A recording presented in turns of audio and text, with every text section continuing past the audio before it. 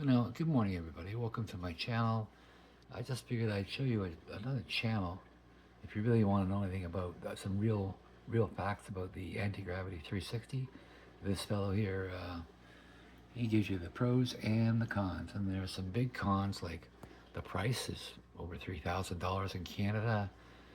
The obstacle avoidance is loose, which means that any other drone from DJI can go through a needle, like a ladder under the rungs. This drone won't do it.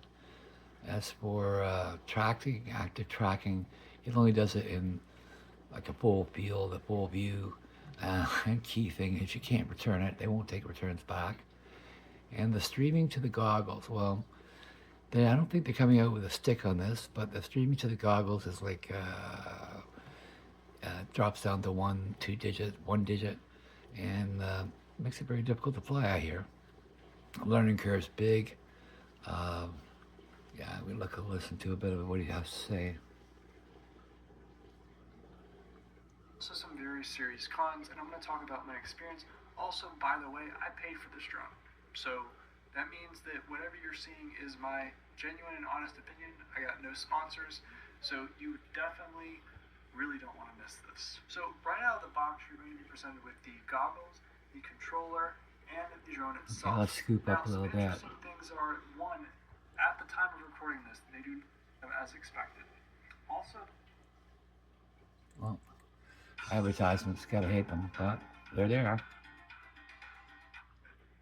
And what I mean by that is, it is at times extremely low frame rate. I feel like getting down to maybe single digit frames when recording 8K as well as maybe, and I really think it's a limitation with the drone's transmitting, because like it's not something like I can record on the goggles and it doesn't change the quality, but when I have it recording at 8K, or maybe even not recording at 8K, and I'm trying to fly around, if I get behind something and the transmission isn't great, or even with direct line of sight, it's dropping down to maybe 15 frames a second. Maybe if you're behind something or just not directly visible to something, maybe down to single digit frames, as well as it makes it very difficult to use. And I